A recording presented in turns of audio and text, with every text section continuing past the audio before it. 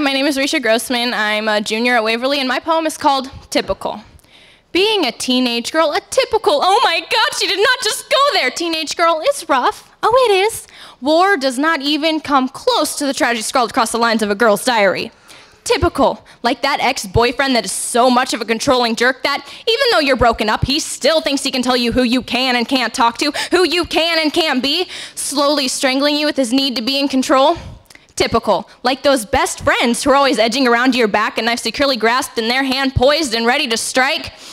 Typical, like those average, pervy, run-of-the-mill teenage boys with nothing more on their mind than the pot of gold at the end of the rainbow of incessant begging. And if that pot of gold is still just a little out of reach, third base will do just fine. Typical, like picking out your clothes for hours at a time, hoping to find something that stands out, something that screams individuality, but not too loud. Something that echoes the looks plastered across magazine covers and says just who you think you should be.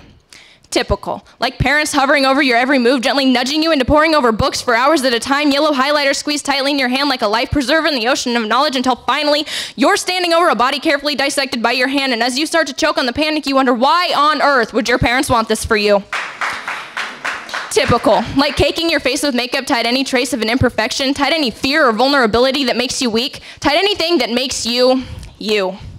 But here's the thing, typical is a lie, a plastic insecurity. Typical is molds. Molds that always seem to tell you that you have one curve too many, or your eyes are too far apart, or your hair is just not right, or you run like a three-legged camel, or you are just so weird. Molds that you have to twist and turn and scrunch and suck in until pop! Either you finally fit and everyone loves you, or your mold broke, and as you stare at the shattered remains, hoping no one saw, yet secretly hoping everyone was looking, thoughts start moving, swirling with the motion and force of the ocean, and the commotion is almost too much until finally it dawns on you. You're free.